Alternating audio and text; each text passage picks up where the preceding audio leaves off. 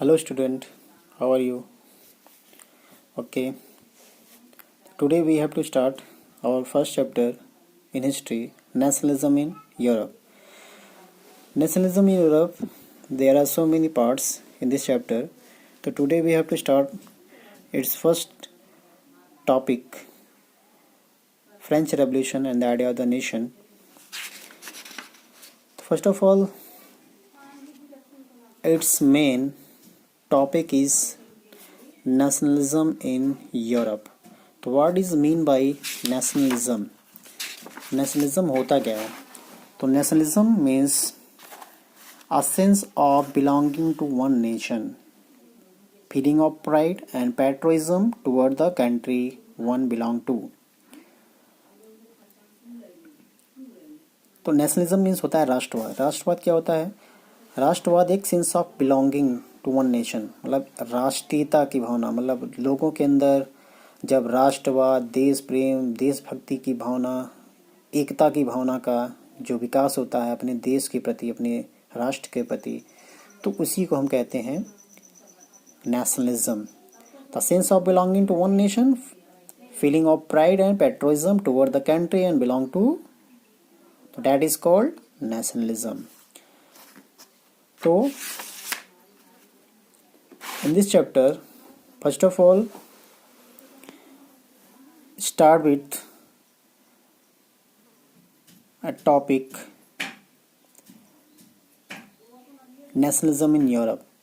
So in 1848, a French artist whose name Frédéric Soriot. Frederick Sorio कौन था? Frederick Sorio एक French artist था. उसने जो है पेंटिंग बनाई. किसके ऊपर बनाई? डेमोक्रेटिक एंड सोशलिस्ट रिपब्लिक के ऊपर. तो उसने उसमें अलग अलग प्रिंट को जो है इमेजिन किया हुआ है. फर्स्ट प्रिंट में से क्या किया? People of Europe and America in a long train homage to Statue of Liberty. तो ये स्टैचू ऑफ लिबर्टी की तरफ आप उसमें बुक में देखेंगे, पहले ही पेज पे है. तो किस तरीके से वो स्टैचू ऑफ लिबर्टी की तरफ मार्च कर रहे हैं. और स्टैचू ऑफ लिबर्टी के हाथ में क्या है? Torch of enlightenment in one hand and other of right of man in the other hand. उसके एक हाथ में ज्ञान का पुंज, ज्ञान का जो दीप है, प्रकाश का जो पुंज है, वो उसके एक हाथ में है. और दूसरे हाथ में उसके पास क्या है? राइट ऑफ मैन है, मतलब लोगों के अधिकार क्या है, उसकी एक कॉपी उसके हाथ में है. And remain of symbol of absolutist. Absolutist, यहाँ पे एक वर्ड आया है एब्सोल्यूटिस्ट का. एब्सोल्यूटिस्ट का मतलब होता है निरंकुश. No restriction on power exercise, मतलब ऐसी गवर्नमेंट, ऐसी एथॉरिटोरियन, ऐसी मोनार्किकल फॉर्म ऑफ गवर्नमेंट जिसके ऊपर किसी भी तरीके का बाउंडेशन ना हो, किसी भी तरीके का उसके ऊपर रिस्ट्रिक्शन ना हो, तो ऐसी गवर्नमेंट को हम कहते हैं एब्सोल्यूटिस्ट या निरंकुश. अब जो है, जो नेशनलिज्म है, राष्ट्रवाद की जो स्टार्टिंग होती है वो फ्रांस से होती है. As you know, French revolution के पीछे बहुत सारे रीजंस रहे हैं, बहुत सारे कारण रहे हैं. तो उन्हीं कारणों में से social, economic and political, so many reasons. So French revolution start in 1789 and transform from monarchy to body of the French citizen. Public constitute the nation and shape the destiny.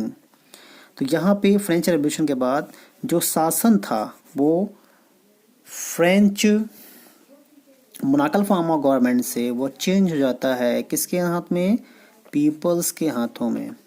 सो यहाँ पे दो वर्ड उभर करके सामने आते हैं, ला पैट्री and ली सिटियन. ला पैट्री का मतलब होता है फादरलैंड एंड ली सिटियन का मतलब होता है सिटीजन.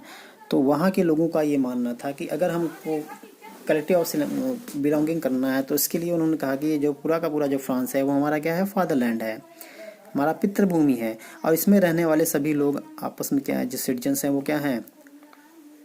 वो आपस में भाई हैं. So emphasis the notion of united community enjoying the equal rights. और यहाँ पे सभी लोगों को इक्वल राइट्स प्रोवाइड किए गए.